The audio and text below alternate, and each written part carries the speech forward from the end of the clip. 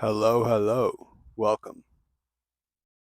Today, I would like to talk a little bit about, well, a few different things. What's on my mind right now is the law of attraction, just attraction in general, regardless of what you believe, whether you're religious, spiritual, none of the above.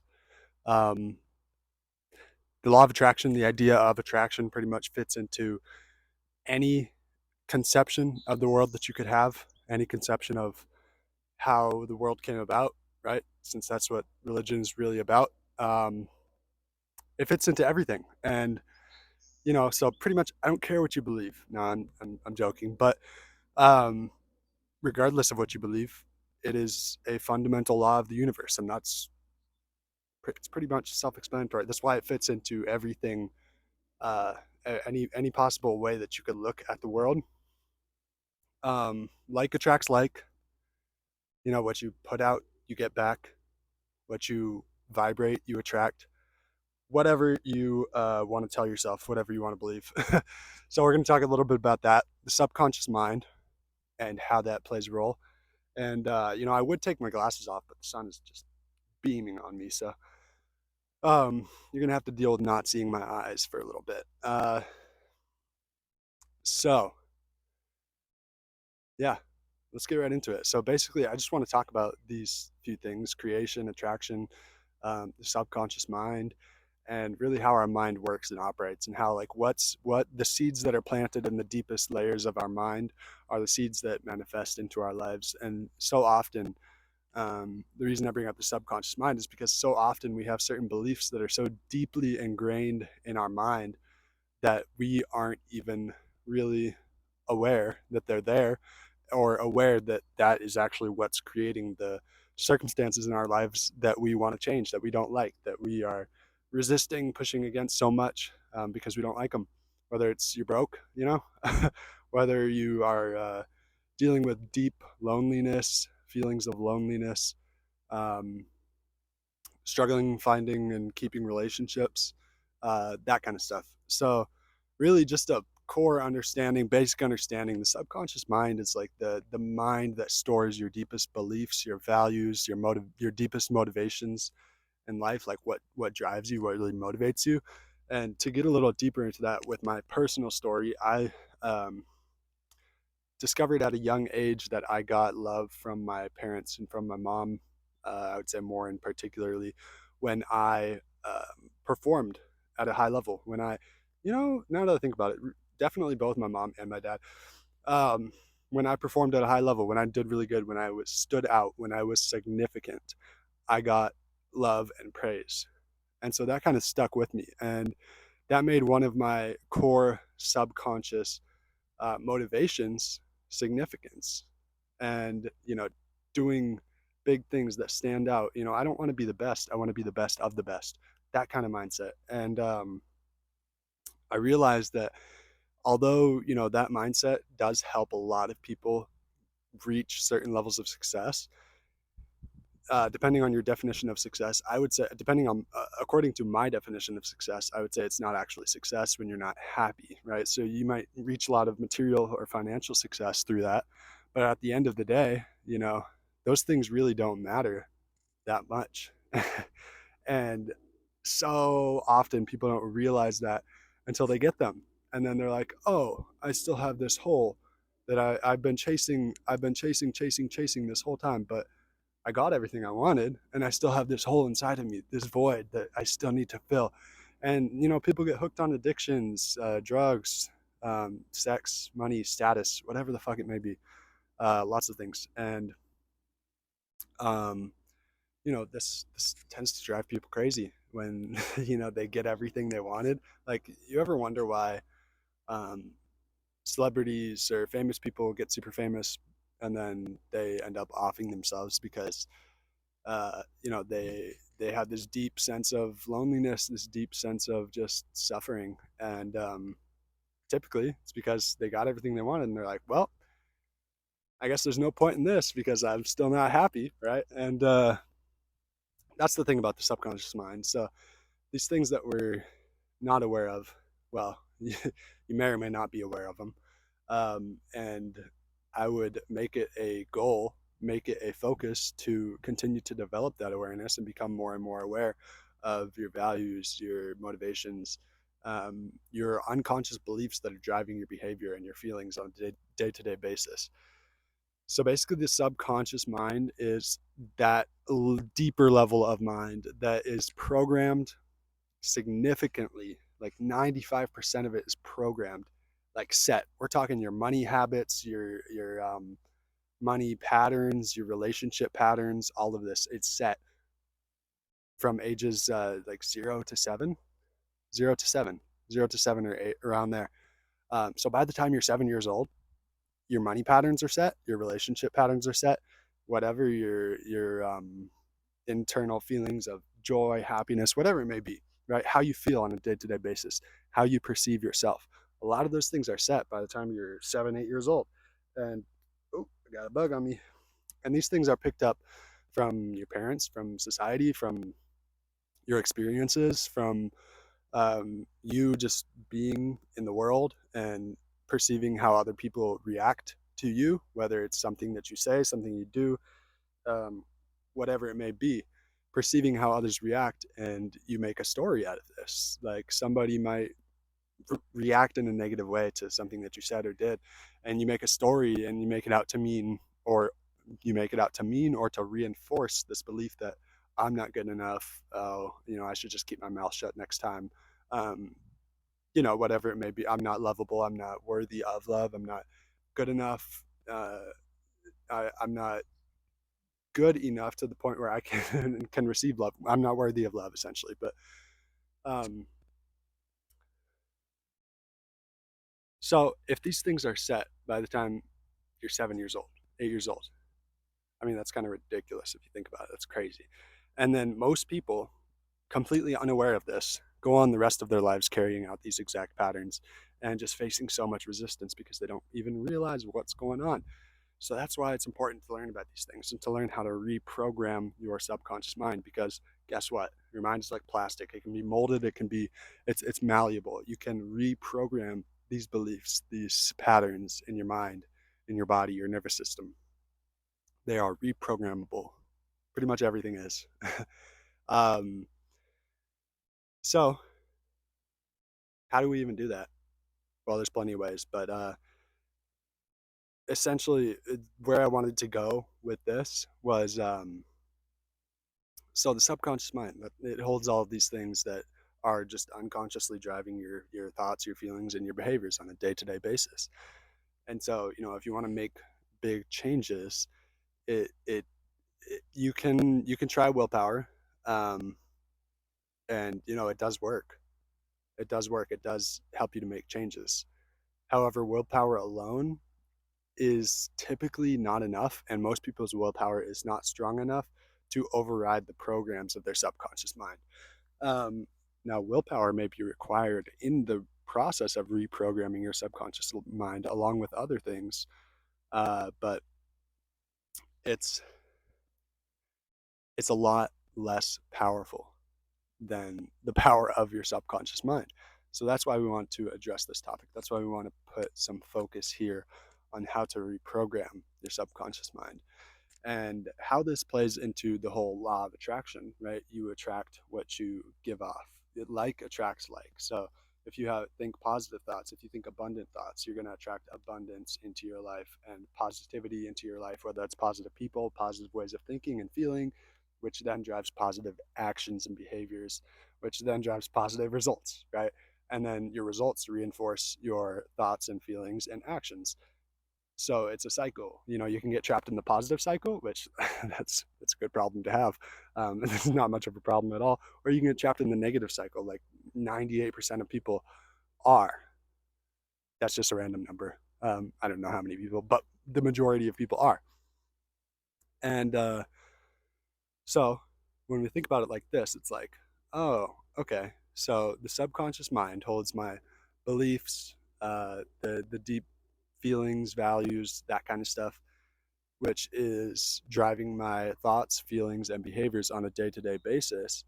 And therefore, this is the vibration. This is what I'm giving off, and so I'm going to attract. the like. I'm going to attract the same thing, right? If you're constantly thinking thoughts of scarcity every day, and again, you probably didn't create these thoughts, you took them on from your parents or from society, from what you observed and experienced and witnessed growing up. So if you're thinking thoughts of scarcity all the time, you're going to continue to attract scarcity. You're going to continue to block yourself off from opportunity. You're going to continue to sabotage yourself and keep yourself in lower points of uh, feeling, lower the lower vibrations, lower um, vibrational thoughts and feelings and actions.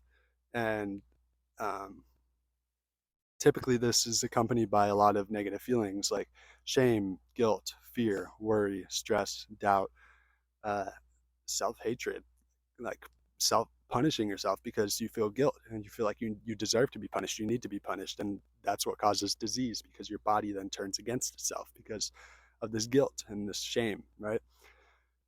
And so, if that's what you're giving off, that's what you're attracting. That's how the universe works. So, how can you shift this? And it's not easy. It takes time, it takes practice, it takes focused attention. If you're constantly distracted, if you're constantly being distracted by your phone, by other things, you feel a negative feeling, and it's an unconscious process, but you feel a negative feeling, and automatically you go turn to your phone. You start binging, scrolling on Instagram or binging YouTube videos, whatever it may be, Netflix, whatever it may be, or addictions such as drugs. You smoke to numb the feelings, or you drink to numb the feelings, whatever that is for you.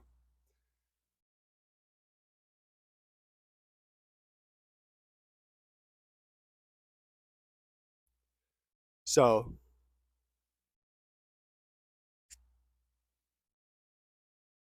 when you can shift out of those behaviors, it's a matter of multiple things.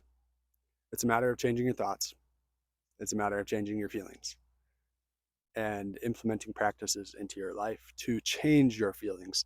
And ultimately, a big part of it comes down to your identity, your self image at the subconscious level, how you see yourself, and how you operate in this world. So it comes down to uh, things like practicing affirmations, meditation, because what meditation does is it connects you to your true self, which is peace, bliss, being, just presence, just love, awareness. That's your true self. Everything besides that is not the light that is you. It's the shadow. So when you bring the light to your day-to-day life, when you embody the light that you are, it illuminates everywhere where there once was a shadow. And this is where transformation happens. This is where a powerful shift happens. So, through meditation, you can get in this state where you disconnect from your thoughts, you disconnect from your identity, you disconnect from your body, and you're just awareness. It's just peace. And when you get in that state every single day, it allows you to tune into something greater than those limitations that you continue to tell yourself day after day. And, part of what makes this so difficult is pretty much 80 to 90% of the thoughts that we think are the same day after day. And so like that's a big thing to change.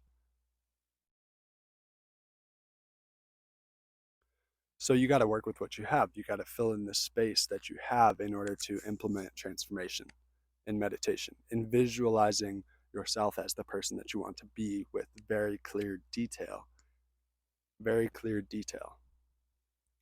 Because just like, you're if you want to start eating differently, but you don't know any healthy recipes, you're not going to be likely to cook anything differently. You're not going to be likely to eat differently if you don't know any recipes.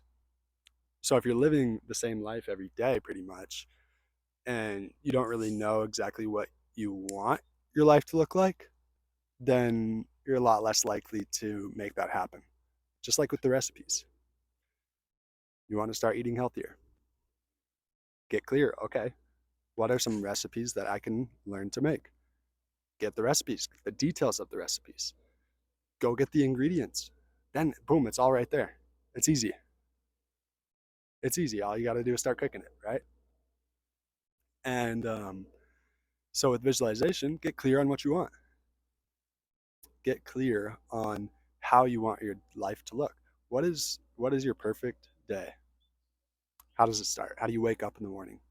What do you do right after you wake up in the morning? How does the day start to unfold for you? How do you feel? How are you thinking about yourself, about life? How are you thinking and feeling? All these things are important. Um, and clarity is what helps you to create the outcomes that you desire. Because what you got to realize is that you are consciousness. You are consciousness in this human body, in this human existence, this experience of being human. And consciousness is a very powerful. And your consciousness has the ability to create whatever you can imagine. I believe it was Albert Einstein said, your imagination is the preview of life's coming attractions. Your imagination is powerful. And when you utilize your imagination to create changes in consciousness, changes in focus and direction in your life, that's when shift, shift will happen. That's when shit will happen. When you change where your focus is and direct your attention to where you want it to be instead of continually getting pulled into the trap of the day after day, the same stuff day after day, the same thinking patterns, the same feeling patterns, the same actions, the same self-sabotaging behaviors. Like when you're working on starting that business, right? You just have you have your list of tasks that you got to do, right? And when it comes to doing those tasks, you sabotage yourself. You get distracted. All of a sudden, you look at the time and you've spent the past 2 hours scrolling through Instagram when you told yourself that you were going to start working on your website, whatever it may be, or your content creation. Who knows? Whatever you got going on. Or, maybe you told yourself you wanted to be a little bit more loving and open and warm and compassionate to your girlfriend, boyfriend, husband, wife, kids, parents. Yet they walk in the room and all of a sudden you feel triggered and then you're right back in your patterns. Or you notice something and all of a sudden you're triggered and you're right back in your patterns. And then later you look back and you're like, oh, fuck, I did it again. It goes for everything in life. It goes for everything in life. If you want to be happier, start thinking happier thoughts. And it's really a decision. Choose to be happy. Choose it. You choose happiness. You can remain in victimhood. You can remain in that feeling like in identifying with some kind of symptom of your like inner turmoil or um, inner chaos, emotional chaos. You can get caught up in identifying with the symptom of that stuff, like anxiety. Oh, I have anxiety. Now I need to go get this medication. Oh, I have depression. Really, you can't have anxiety and you can't have depression. Why? Because they're feelings. They're not diagnoses. Big Pharma wants you to think that because they want you hooked on their medication. It's the sick care system. It's not a healthcare system. It's the sick care system. They want to sell you these things. And so they tell you that, oh, depression is an imbalance of chemicals in your brain. Huh. Where does that imbalance of chemicals come from? Oh, trauma, the inner turmoil, the emotional chaos, all that shit you experienced growing up that you never dealt with. And that chemical imbalance can be fixed. And all it takes is you addressing the hard stuff. Addressing the hard stuff. You don't have to go out it alone by any means. You don't. but you do have to decide that it's worth it to you to face what's really going on inside, to face what you've been avoiding for years. You got to decide that that's worth it to you, that your happiness is worth it, because the pills are not going to make you happy. None of that. No, no, it's it's just not. It's just it's like putting a band-aid on a bullet wound. It's not going to get you very far. It's going to continue to bleed out. So, um, you got to make a decision. You got to find that determination within you somewhere. For me, it was finding a little spark. I didn't really see a light at the end of the tunnel, to be honest, but I saw a little tiny spark sometimes. It would flash, a little spark. And I was like, hold on. The more I focused on it, the more it grew. There's another lesson for you. The more you focus on positive outcomes, the more your thoughts, feelings, and actions will align toward the positive outcomes. The more I focused on that spark, the more that light started to grow. And then I realized, I remembered, I was like, whoa, when I was a little kid, when I was a little 3, 4, 5 year old running around living my life, I was happy. I didn't have all this shit I was dealing with. I was happy. And why is that not how my life is going now? And it gave me an idea. I was like, well, if it was possible, if I was happy back then, I know that I can create this happiness for myself. I know that I can. It was a thing. It can be a thing. I'm not damaged. I'm not permanently damaged. I just had trauma. I just had a lot of shit. I was disconnected from my emotions. I didn't know how to deal with any of the shit that I went through um, growing up, and I had to turn around and face it because I was suffering so much that I could no longer go on like that. Life just simply wasn't worth it to me with that perspective that I had, which was you spend all your time working and stressing about money, you know, spend all your time working, all your energy is on stress and chaos, and you are constantly working, making money, right? But then you turn around and it's never enough. You don't even feel fulfilled after all of that. And I saw that from a very young age, and I was like, huh, that doesn't make sense. I don't want that. When I got to the point where it was time to figure out what I wanted to do with my life, I was like, uh, I'm supposed to go to college. I don't know what I'm doing. And all this pressure, all this anxiety built up. And I was like, I, yeah, I was depressed. I was in a very terrible situation at that point. I felt like shit. I didn't know what to do. I felt extremely alone. Like I had no help. And I was like, all right, let's go, Elijah. We're going to figure this out. And 2 years in of figuring it out, I fell back into the same position. I was like, I had grown a lot, I had changed a lot, but I was like, dude, it's not worth it. And I was just really struggling. I was really suffering. And then eventually, through continuing, getting support, growing, like I said, you don't have to do it alone. It's better if you don't, because you probably won't get as far alone. Getting support through just continuing on, just pushing forward, continuing to do it, and keeping that determination that I'm going to make it happen. Because what's the alternative? Oh, stress, work all the time, whatever, never being happy. No thanks. Not worth it. I'd rather not live a life like that. Um, so yeah, I mean, this is something that it takes time. It takes practice, like reprogramming your subconscious mind, literally redesigning who you are as a person. It takes time and it takes work and it takes dedication. But you set the intention for it to happen, things will start to unfold in your favor and it will eventually happen as you continue to stick with it. So, um, to wrap this up, uh, this kind of got off a little bit from where I started, but but I mean, it all connects. It all connects.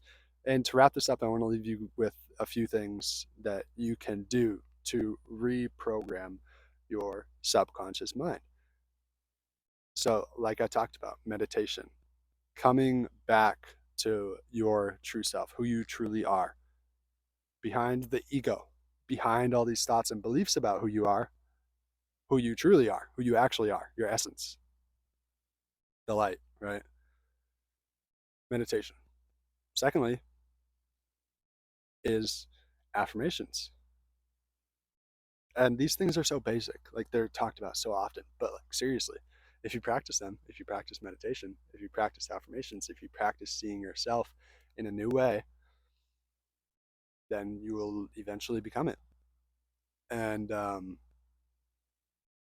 affirmations, what I mean by that is feeling. It's not about what you say as much as it is about how you feel. And the same goes for the third thing that I want to tell you, which is visualization. It's not so much about um, whatever it is you're visualizing as it is how you feel. The feeling is most important. Now, the scenery, whatever you visualize, it's, yeah, definitely get specific, definitely get clear on that. Get it so clear to a point where you can step inside of the visualization as if you're experiencing it in your real life. You can look around, you see the scenery around you, you're experiencing the experiences of that visualization, whatever's happening in that visualization. Maybe it's a scene that shows you the final result of what you're looking for. Like for someone naturally recovering from a disease, the scene that just immediately comes to mind as an example all the time is you picture the scene. You're sitting in the doctor's office, and the doctor comes in, and they're like, "Wow, this is insane! Like, we've never seen anything like this. It's you. There's no trace of this disease in your body, whatever it is. You know, fill in the blanks, make it more specific to you, but you get the point, right? So specifics get detailed, clear, and feel it. Feel it, feel it, feel it, feel it, feel it. Feel like the person that you want to become. Feel it. And know that the journey is rocky. It's not a smooth paved road. It is rocky. There's bumps, there's ups and downs. Um, and throughout all of those ups and downs, don't get too attached and remember to have compassion for yourself because change doesn't happen overnight. If you've had these programs in your subconscious mind for the past 35 years, they're not going to change in a year. They'll get better, they'll start to improve. I can't tell you how long it's going to take, but they will change. And it's just a matter of sticking with it. It's just a matter of believing. It's just a matter of knowing that it's worth it. Right? So is that better you worth it? I know it is. For me, 1000%. And get support if you need it for clarity, direction, guidance every step of the way. I literally do this. I'm a coach. So, if you want support from me, I've been able to help plenty of my clients completely transform their mindset and really create a much more fulfilling life internally and externally, and create the internal freedom of not holding on to all of these emotions that have just been built up in your body over the past 20, 30, 40, 50 years. You can let all of that go. um, and so often we don't know how. And that is a part of my coaching experience. That's a part of the insane, powerful transformation of it all is learning step by step specific to where you are at now. So I don't want to keep talking about this. If you're interested, you'll go and find more information. You'll go check out the details. So um, I appreciate you. I'm glad that you're on this journey, and let's continue to rise together. Let's continue to do it together and love each other, make change happen, continue to evolve, and continue to make the world a better place by starting with yourself, starting with you. And naturally, as a result of starting with you, you'll start to change the lives of those who are right in your direct circle of influence, your family, your friends. Um, but you'll also trigger some people. You're also going to naturally lose some people as a result. They will fall out of your life as you grow and become a new person. It naturally happens. Um, but don't worry about it. It's worth it. It's worth it. And what's more aligned to you and to these new levels of you that you become will fall into your life. And you will be so fucking grateful that you took those steps and that you made change happen, however small. Feeling better is a huge accomplishment. If you can get yourself to feel a little bit better on a day-to-day basis, wow, it'll change your life. That is literally changing your life, because your life, I mean, I would say the quality of your life is determined by how you feel. It's your experience, your quality of life, how you feel on a day-to-day basis, how you feel about your life. It's not necessarily what you have. America would love to tell you that, but it's not what you have. It's how you feel. All right, Elijah Mang signing off. Much love. Peace.